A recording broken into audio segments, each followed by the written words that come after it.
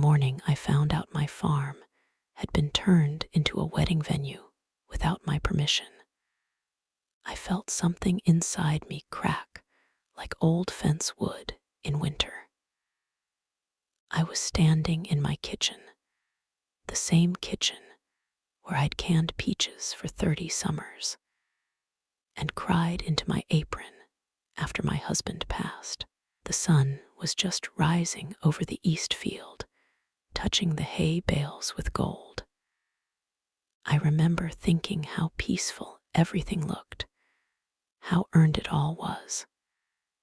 Then the mail arrived. I wasn't expecting anything special, just seed catalogs and maybe a church bulletin. But tucked between the envelopes was something thick, creamy, and formal. My name wasn't even written correctly to our beloved guests. I opened it slowly, already feeling a strange chill crawl up my arms. It was a wedding invitation. My son's wedding invitation. And there, in bold cursive at the bottom, was my address. My farm. Our family estate, it said. Family estate. I sat down hard at the table. Estate. I worked 40 years for this land. 40 years of sunrise milkings, cracked fingernails, and selling vegetables at roadside stands. My late husband and I scraped together every payment. When he got sick, I mortgaged half the south pasture to cover hospital bills. When he died, I paid off the rest alone. There was no hour about it. My son, Daniel, hadn't mentioned a thing. Not a conversation. Not a phone call. Not even a hint that he and his fiancée were thinking of hosting anything here. But that wasn't what hurt most. What hurt was the assumption. I picked up the phone and called him. It rang 4 times before he answered. "Oh, hey, Mom. Did you get the invite? Isn't it beautiful, beautiful?" "Yes," I said quietly. "I did." There was laughter in the background, her voice. His fiancée, Melissa. She'd always had a way of speaking about my farm like it was a charming backdrop, not someone's life's work. "We figured it would mean so much to you," Daniel continued. "It's the perfect rustic setting. Saves us a ton on venue costs too. Saves us." I swallowed. "And you thought I wouldn't mind?" I asked carefully. There was a pause, a slight shift in his tone. "Well, it's family property, Mom. Family property." I looked out the window at the red barn my husband built with his own hands.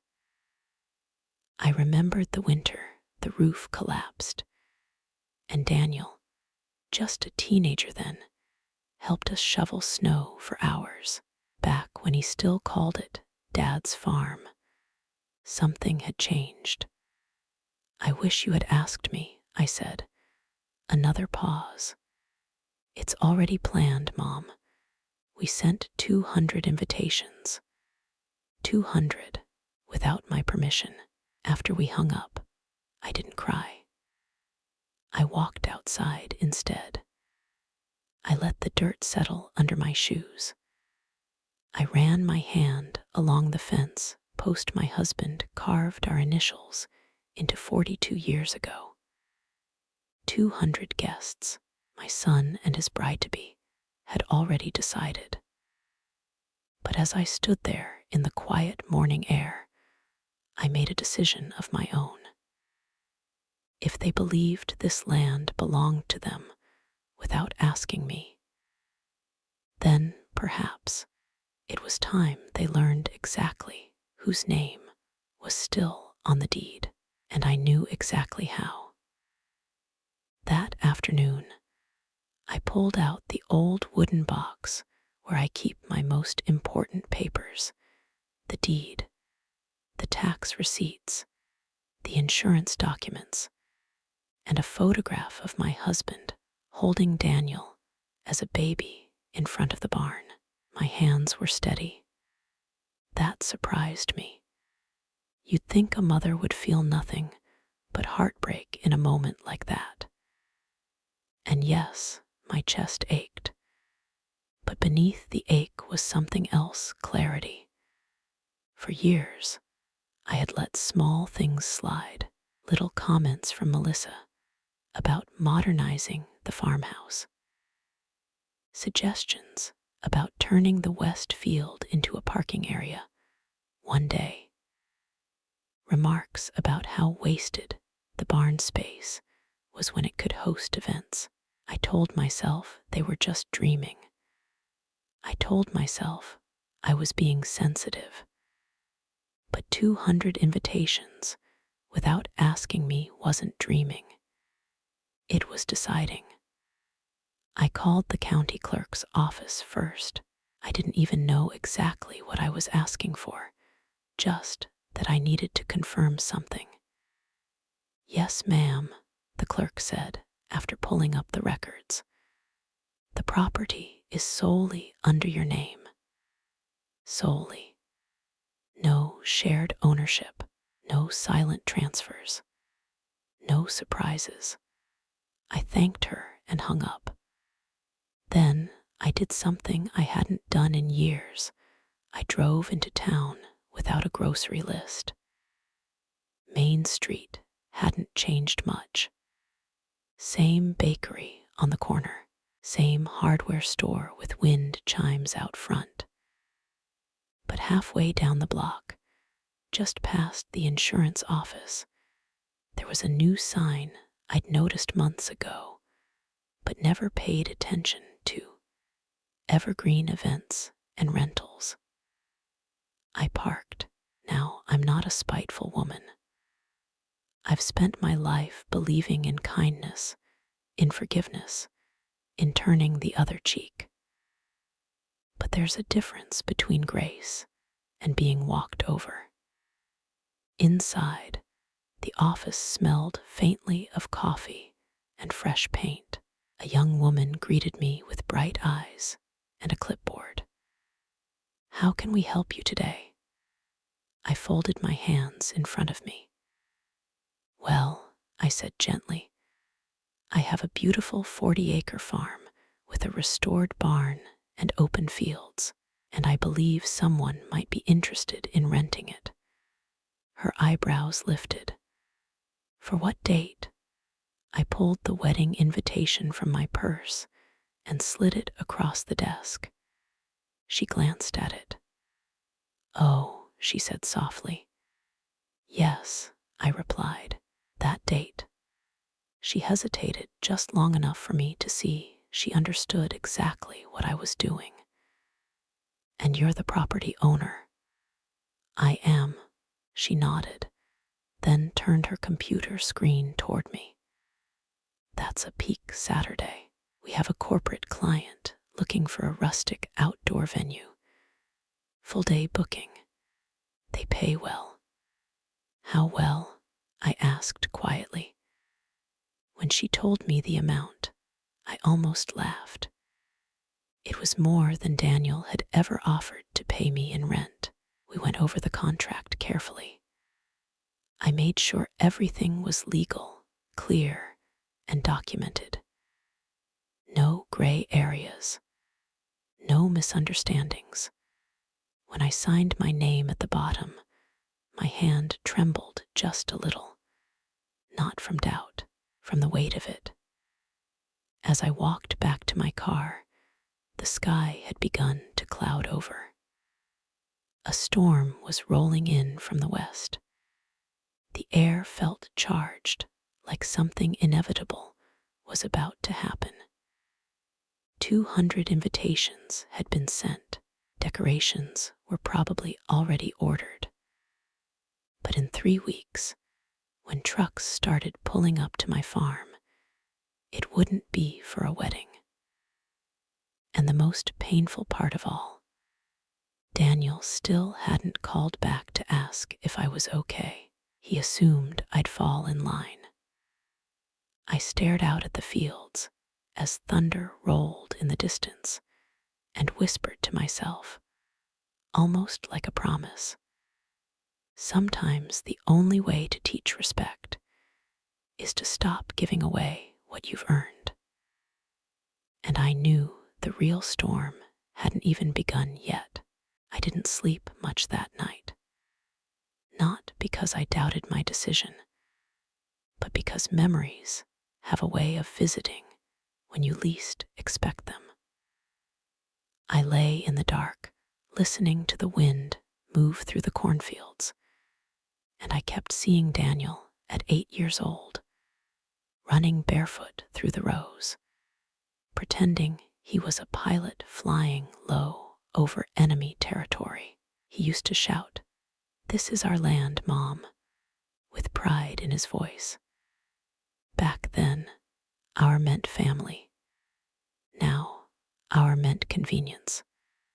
The next morning, Melissa called. Her voice was sugary sweet, the way it always was when she wanted something. "Hi, Mrs. Carter. We were thinking of coming by this weekend to measure the barn for string lights and floral arches." Measure the barn. I stirred my coffee slowly before answering. "That won't be necessary." There was a pause, a sharp one. "What do you mean?" "I've already rented the property for that day." Silence. Then a soft, nervous laugh. "Oh, that's funny. I'm not joking, dear." The sweetness in her tone vanished like morning fog. "You can't be serious. The invitations have been sent." "Yes," I said calmly, "without asking me." Another pause, but this one felt heavier. "You're being unreasonable," she said, her voice tightening. "It's Daniel's family farm." "No," I corrected gently. "It's mine." She hung up. 10 minutes later, Daniel called. "Mom, what is going on?" I stepped outside before answering. The fields were quiet, but my heart wasn't. "I rented the farm for that date." "You what?" His voice cracked, not from heartbreak, but from shock. He had never imagined I might refuse him. "It's a legal contract, Daniel. You're ruining my wedding." "No," I said softly. "I'm protecting my home." There was breathing on the other end. Heavy, frustrated. "We already paid deposits on decorations. Catering. Mom, how could you do this to me?" And there it was. Not, "Why didn't we ask you?" Not, "Are you hurt?" Just money. "Daniel," I said quietly, "do you remember the winter your father got sick? When I sold the tractor to pay for his treatment." He hesitated. "What does that have to do with this?" "That tractor was the last thing your father ever bought for this farm. I let it go because family mattered more than possessions." I swallowed. "But respect matters too." He didn't answer right away. Finally, he said, "You're choosing pride over your own son."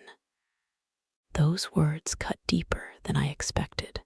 "No," I whispered. "I'm choosing dignity." He hung up.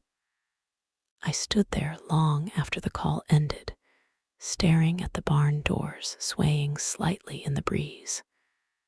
For a moment, doubt crept in. Was I being too harsh? Should I have handled it differently? But then I remembered opening that invitation. The way my address was printed like a booking detail. The way no one thought I deserved a conversation. 3 days later, a truck from Evergreen Events pulled into my driveway to assess the property. 2 men stepped out, measuring tapes in hand. Neighbors noticed. In small towns, word travels faster than wind. By evening, I'd received 3 calls, curious, cautious, almost concerned. "Is everything okay, Margaret?" one neighbor asked. I smiled into the phone. Everything is finally being handled. What Daniel didn't realize yet was this wasn't just about a wedding. It was about a pattern. For years, I had allowed him to make decisions around me.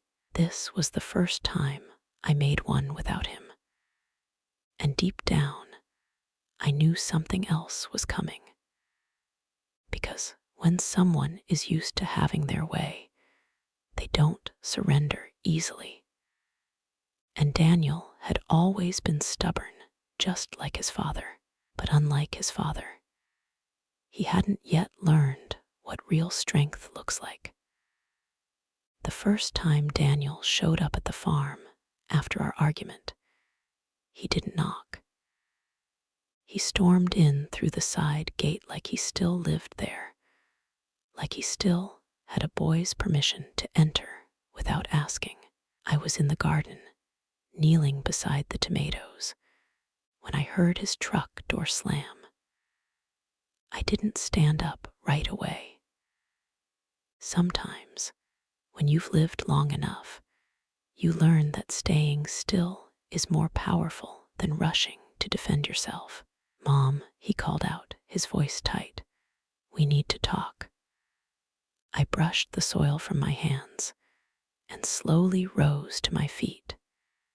He looked tired, not sad tired, like this whole situation was an inconvenience he wanted solved quickly. Melissa wasn't with him. That told me something. "What is it, Daniel?" I asked, keeping my voice even. "You need to cancel that rental contract." "I can't." "You can," he insisted. "You just don't want to." He walked toward the barn, glancing around as if already picturing white chairs lined in rows. "We've already told everyone. People booked flights, Mom. Hotels. You're embarrassing us." Embarrassing. I folded my arms, not to shut him out, but to hold the week before the wedding date. The farm felt different. Not sad, not angry, just watchful, like the land itself was waiting to see what kind of family it belonged to. Daniel hadn't come back since that day in the garden. Melissa hadn't called again either. The silence between us felt heavier than any argument. It settled into the walls of the house, into the beams of the barn, into my bones. But preparations were happening, just not the ones they expected. Evergreen Events had confirmed everything. A regional agricultural cooperative was hosting a fundraising gala. Local farmers, business owners, community leaders. It would be elegant, structured, organized, legal. Every document was signed, every deposit paid. I walked through the barn 2 days before the event with the coordinator, a kind woman named Clara. She admired the wooden rafters and original beams my husband had restored himself. "This place has history," she said softly. "Yes," I replied, "it does." And for the first time in weeks, I felt something close to peace. Then the phone rang. It was Daniel. His voice wasn't angry this time. It was strained. "Mom, can we talk?" "We are talking." There was a long pause. "The wedding planner says you really did rent it out." "Yes." Another pause. "She says there's nothing we can legally do." "That's correct." Silence again. Then, quietly, "Why didn't you just tell me you were hurt?" I closed my eyes. "I tried, Daniel," he exhaled sharply. "We thought you'd be happy." "No," I said gently. "You assumed." He didn't argue with that. For the first time since this began, I heard something else in his voice. Uncertainty. "We already paid for decorations," he said. "Catering, music. Melissa's parents are furious." I almost smiled at that. "Anger passes," I told him. "Disrespect lingers." There it was again, that silence. "I never meant to disrespect you," he said finally, "but you did." And I let that sit between us. A son doesn't wake up one day and decide to diminish his mother. It happens slowly, in small allowances, in moments where the parent steps back too often. I had stepped back for years. I thought love meant sacrifice. I forgot that love also means boundaries. "Mom," he said again, softer now, "it's too late to change everything." "Yes," I agreed. "It is." He waited, maybe hoping I'd soften, maybe hoping I'd offer a solution. But I didn't, because some lessons can't be explained. They have to be felt. "I'll call you later," he said quietly. "All right." After I hung up, I walked out to the pasture where the sun was setting behind the old oak tree. That tree had witnessed every season of my marriage, every childhood scrape, every harvest celebration. It had also witnessed grief and survival. I rested my hand against its bark and whispered, "I didn't raise him to forget who built this." The evening before the scheduled wedding, trucks began arriving, not with flowers and arches, but with tables and audio equipment for the gala. Neighbors drove by slowly. Whispers had already spread. And somewhere across town, 200 guests were likely packing for a wedding that wouldn't exist. But what Daniel didn't know yet was that I had left one final choice in his hands, because sometimes the strongest lesson isn't about taking something away. It's about offering someone the chance to stand up before it's too late. The morning of the wedding arrived wrapped in a thick, quiet fog. I woke before sunrise, as I always do, and sat at the kitchen table with a cup of coffee warming my hands.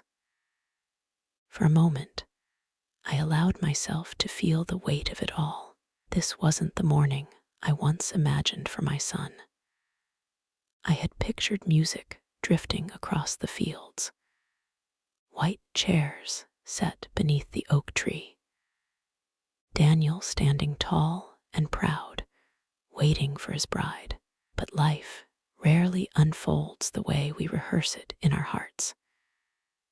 By 8 o'clock, the event company trucks were lined neatly along the gravel drive. Workers moved with purpose, unloading linens, arranging tables, testing microphones. It was orderly, professional, earned. I stood near the barn doors watching them transform the space. Soft lights were strung across the beams. Round tables replaced hay bales. A podium stood where Daniel once practiced baseball swings with his father. The past and present felt braided together in that moment. Around 10, I saw Daniel's truck turn onto the road. My heart stumbled. He parked hard, gravel spitting under his tires. Melissa was in the passenger seat this time. Her face was pale, tight. They stepped out slowly. Daniel looked around, confusion written across his face. "This isn't wedding setup," he muttered. "No," I said calmly as I approached them. "It isn't." Melissa's eyes flashed. "You actually went through with it." Yes.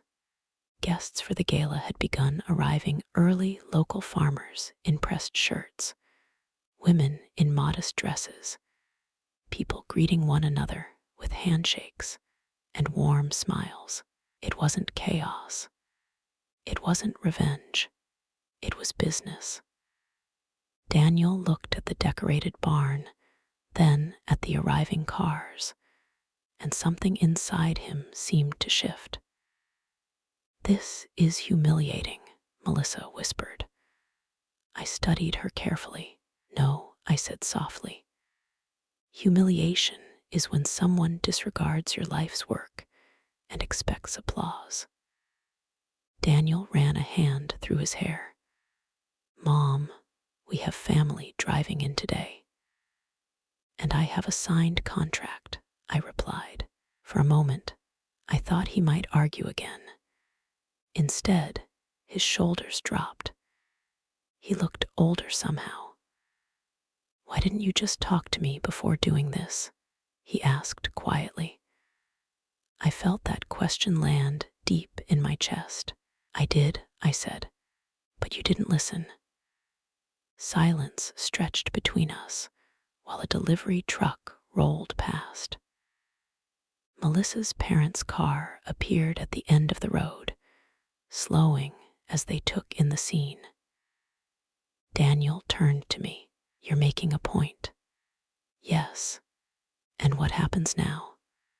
That was the question I'd been waiting for. I reached into my coat pocket and pulled out an envelope. "I reserved the community hall in town 2 weeks ago," I said. "It's available this afternoon." Smaller, simple, but ready. Melissa blinked. "You what?" "You wanted a wedding," I continued. "I wanted respect. This is where we meet in the middle." Daniel stared at the envelope in my hand. "The farm isn't a backdrop," I said gently. "It's my life. When I'm gone one day, you may inherit it. But inheritance doesn't mean entitlement." He swallowed. I could see the boy he used to be flicker behind his eyes. "You still want us to get married today?" he asked. "Of course I do," I whispered. "I just want you to remember whose shoulders you're standing on." The wind moved through the fields behind us, lifting the edge of Melissa's veil bag in her hand. For a long moment, neither of them spoke. Then Daniel did something I hadn't seen in years. He stepped forward and he hugged me, not out of obligation, not out of performance, but because something inside him had finally understood. And yet, the hardest part of the day was still ahead. When Daniel wrapped his arms around me, I felt the years between us collapse. For just a second, he wasn't a grown man with a mortgage and a bride waiting beside him. He was my little boy again, the one who used to run into my apron after scraping his knee, the one who once promised he'd never leave the farm. But time humbles promises. He stepped back slowly, his eyes red around the edges. "I'm sorry, Mom," he said, not defensive, not irritated, just sorry. Melissa stood quietly beside him. The anger I'd seen earlier had softened into something more complicated, perhaps embarrassment, perhaps realization. "I didn't understand what this place meant to you," she admitted, her voice smaller than I'd ever heard it. "I thought it was just land." "It's not just land," I said gently. It's every sacrifice your father-in-law made. Every night I stayed up worrying how to keep it. Every morning I chose to keep going. Melissa nodded, looking down. Behind us, the gala guests were beginning to gather inside the barn. Laughter drifted through the open doors. A microphone squealed briefly before being adjusted. Life doesn't pause for family conflicts. It moves. Daniel glanced toward the activity, then back at me. The community hall, is it really ready? Yes, I said. I made sure it was decorated simply. White chairs, fresh flowers, nothing extravagant. Melissa blinked. You planned that. I planned for the possibility that you might not want to lose the day entirely. Daniel let out a breath I think he'd been holding for weeks. We were so focused on having something impressive, he said quietly. We forgot to have something meaningful.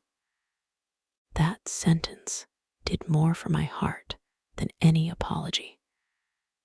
Melissa reached for Daniel's hand. My parents won't be happy, she murmured. They'll survive, I replied softly. Marriage isn't built on the size of the venue. There's a strange stillness that comes when pride steps aside. You can almost feel the air clear. Daniel looked around the farm one more time, the barn beams, the oak tree, the long stretch of pasture beyond. I could see him remembering. Not as a groom chasing perfection, but as a son. I thought I was honoring you by choosing this place, he said. Honor begins with asking, I told him. He nodded slowly. Behind us, Clara from Evergreen Events approached carefully. Mrs. Carter, the keynote speaker, is about to begin. I'll be right there, I said. Daniel hesitated. You're staying? He asked. Yes, I smiled. I signed a contract. A faint smile tugged at his mouth. And you'll come to the hall afterward, if you'll have me. His expression changed again, softer this time. You're my mother. Of course I'll have you. Melissa stepped forward then, surprising me. She reached out and took my hands. I'm sorry, she said quietly. We should have asked. I squeezed her fingers. All families stumble at the beginning. What matters is how you stand back up. For a moment, the three of us simply stood there in the driveway, while guests in pressed suits walked past us into the barn. 2 different events, 2 different lessons. Daniel cleared his throat. We should go. There's a lot to fix. Yes, I agreed. There is. As their truck pulled away, I watched it until it disappeared down the road. I felt lighter, not victorious, not vindictive, just steady. I turned back toward the barn where applause suddenly erupted inside.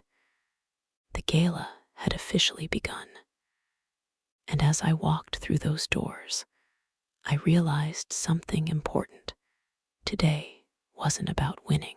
It was about reminding my son that love without boundaries eventually turns into silence. And silence is far more dangerous than conflict. But I still didn't know what kind of wedding awaited me at that little community hall. I never imagined I would attend my own son's wedding in a borrowed hall on Main Street. But sometimes the humblest rooms hold the most honest beginnings. The charity gala ended just after 3 in the afternoon. The guests left smiling, envelopes in hand, promising to return next year. Clara hugged me tightly before driving off. "You did the right thing," she whispered. "Maybe I did. Or maybe I simply did what was necessary." I changed in the farmhouse bathroom, smoothing my hair in the mirror your father once nailed to the wall himself. My reflection looked older than I felt, but steadier. Then I drove into town. The community hall wasn't grand. It had pale yellow walls and wooden floors that creaked politely under your feet. But when I stepped inside, I felt something unexpected. Peace. White folding chairs lined the aisle. Simple mason jars filled with baby's breath sat along the windowsills. Sunlight streamed through lace curtains, turning the dust in the air into tiny sparks of gold. Daniel stood near the front, adjusting his tie. No tuxedo, just a clean navy suit. Melissa wore a simple ivory dress, not the dramatic gown I'd seen hanging in her closet weeks ago. She looked softer, nervous, real. When Daniel saw me, his shoulders straightened. Not defensively this time, proudly. "You came," he said. "Of course I did," I replied. Melissa walked toward me slowly. Her eyes were rimmed red, perhaps from earlier arguments, perhaps from something deeper. "My parents were upset," she admitted quietly, "but they're here." I glanced behind her. Her mother offered a tight nod. Her father gave a reluctant but respectful smile. Families bend. Eventually, guests filled the small room, not 200 invitations like they'd planned, but maybe 40 close relatives and friends, people who mattered. The officiant cleared his throat. As Daniel took Melissa's hands, I saw something different in him. Not ambition, not entitlement, but humility. When he spoke his vows, his voice trembled. "I promise to build a life with you that we earn together." Earn. That word landed deep. Melissa's vows followed. "I promise to respect the roots that shaped you." Respect. That one felt like a balm over an old wound. There was no string quartet, no towering floral arch, no drone filming overhead, just breath, just promises, just two young people choosing each other without pretending the world was watching. When they kissed, the applause wasn't thunderous. It was warm, close, sincere. Afterward, Daniel pulled me aside. "Mom, I didn't lose anything today," he said quietly. "I think I actually gained perspective." I studied his face. He looked lighter somehow. "I'm proud of you," I told him. Melissa joined us, slipping her arm through his. "We'd like to come by the farm next weekend," she said carefully, "to ask properly about hosting family dinners there sometimes." "Ask," I smiled. "You'll always be welcome when you ask." We shared cake on paper plates. Children ran across the polished floor. Laughter filled the room in waves. It wasn't the wedding they planned, but it was the marriage they needed. As the sun dipped low and I prepared to leave, Daniel walked me to my car. "Thank you," he said. "For what?" "For not giving up on me." I placed my hand on his cheek the way I used to when he was small. "A mother doesn't give up," I said softly. "She just teaches even when it's uncomfortable. I drove home alone as the sky turned pink over the fields. The farm stood quiet when I arrived, strong, unmoved, and for the first time in months, I felt certain of something. Love is strongest when it has roots and boundaries. And that lesson, my dear, is the greatest inheritance I could ever leave behind. The morning after the wedding, I woke before sunrise, the way I always do, and stepped out onto the porch with my coffee. The fields were wrapped in a thin silver mist, and the barn stood steady against the pale sky, just as it had for decades. Nothing about the land had changed, but something inside me had. For years, I believed being a good mother meant saying yes. Yes to sacrifices. Yes to inconvenience.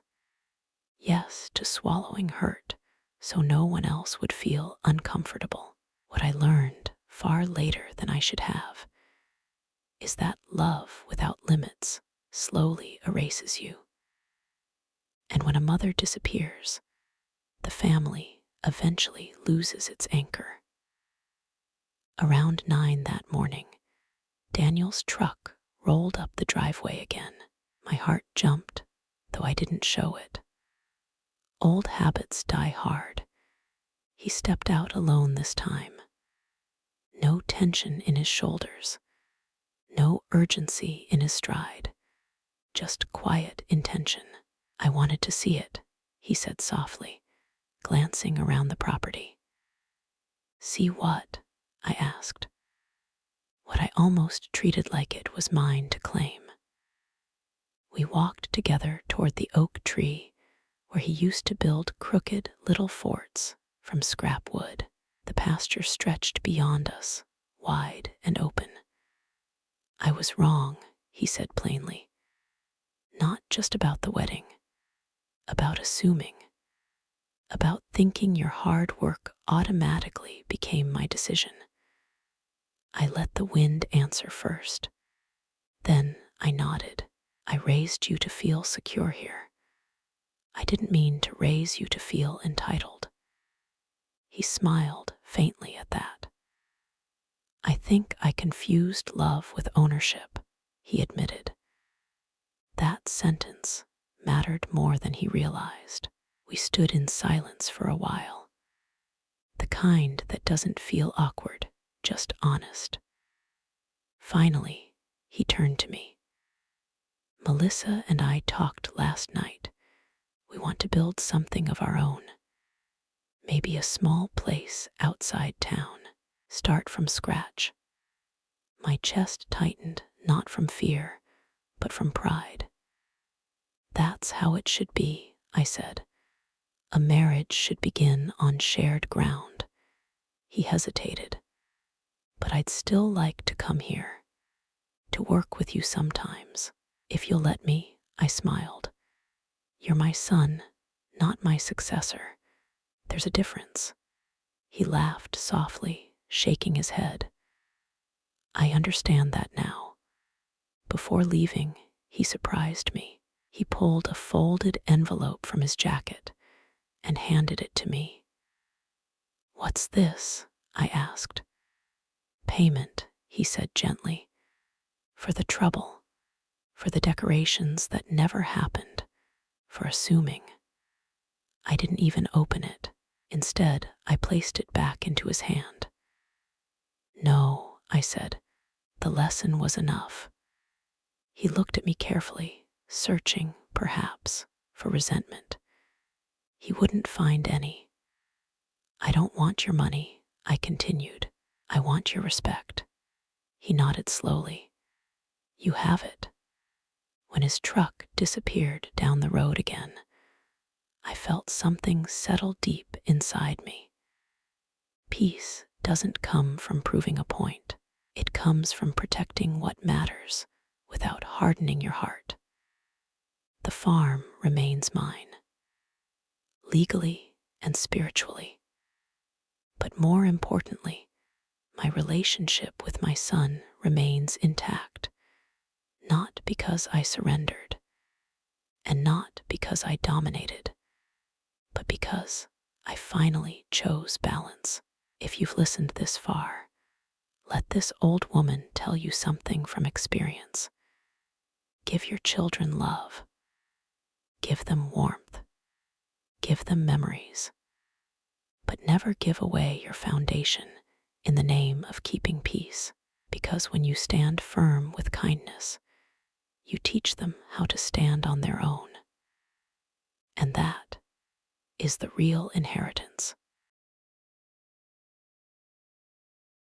Thank you for being here and listening.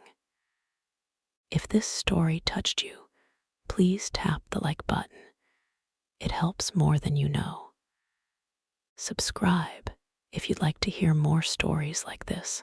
And if you feel comfortable, leave a comment telling me where you're listening from or sharing a small part of your own story.